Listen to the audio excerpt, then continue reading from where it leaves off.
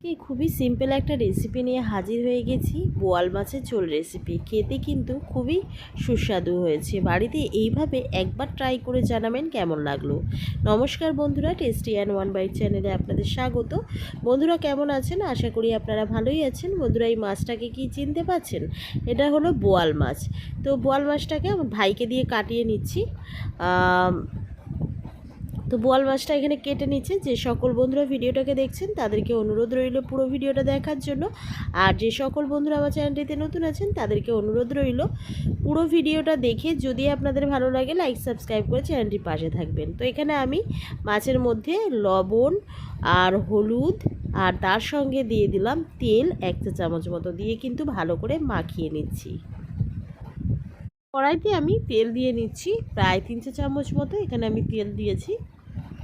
দিয়ে আমি এবারে পটলগুলোকে দিয়ে দিচ্ছি। পটল দিয়ে ঝোলটা করব। তো এখানে পটল দিয়ে হলুদ দিয়ে ভালো করে পটলগুলোকে ভেজে নিচ্ছি। আর সজনে ডাঁটা কেটে নিয়েছি আর আলু কেটে নিয়েছি। তো সবজিগুলো আপনাদেরকে দেখানো হয়নি, সেই জন্য আগেই বলে দিলাম। এবারে কড়াইতে একটু আর বেশি পরিমাণে আর তেল দিয়ে দিলাম। তেলটা গরম হয়ে গেলে এক এক করে মাছগুলোকে দিয়ে আমি কিন্তু ঢাকা দিয়ে দেবো। এই মাছগুলো ভীষণ ফাটে, তো সেই জন্য ঢাকা দিয়ে দিয়ে ভাজাটাই শ্রেয়। তো এইভাবে ভেজে নিলাম, উল্টে পাল্টে লালচে লালচে করে ভাজা হয়ে গেলে আমি এবারে তুলে নিলাম। এখানে কড়াইতে ওই তেলের মধ্যে একটা শুকনো লঙ্কা, অল্প পরিমাণে কালো জিরে দিয়ে সজনে ডাঁটা আর আলুগুলোকে দিয়ে দিলাম। দিয়ে ভালো করে নাড়াচাড়া করে নিয়ে হলুদ দিয়ে দিলাম 1/2 চা চামচ মতো, স্বাদ অনুযায়ী লবণ দিয়ে দিলাম। আর এখানে আদা, রসুন, কাঁচা লঙ্কা আর পেঁয়াজ আর তার সঙ্গে দিয়েছিলাম শুকনো লঙ্কা বেটে নিয়েছিলাম, সেটাই এখানে আমি ব্যবহার করলাম প্রায় 1 চা চামচ মতো।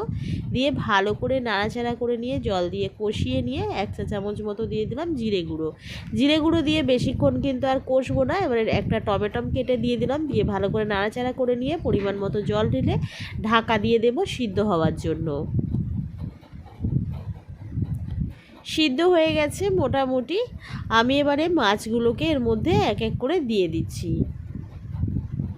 দিয়ে ভালো করে নাড়াচাড়া করে নিয়ে খানিকক্ষণ ফুটিয়ে নিয়ে নামিয়ে নিলেই রেডি হয়ে যাবে বোয়াল মাছের ঝোল রেসিপি। খেতে কিন্তু দুর্দান্ত হয়েছে। বাড়িতে একবার এইভাবে ট্রাই করবেন, আশা করি আপনাদের খুবই ভালো লাগবে। ভিডিওটা ভালো লাগলে লাইক সাবস্ক্রাইব এবং শেয়ার করতে কিন্তু ভুলবেন না। কমেন্ট করে জানাবেন রেসিপিটা কেমন লাগলো, আর তার সঙ্গে বেল আইকনটা প্রেস করে দেবেন। বেল আইকনটা প্রেস করলে সবার আগে নোটিফিকেশান আপনাদের কাছে পৌঁছে যাবে আমি যে নিত্যদিন ভিডিওগুলো ছেড়ে থাকি।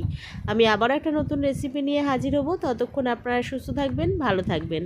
আজকের মতো এইটুকানি। ধন্যবাদ বন্ধুরা।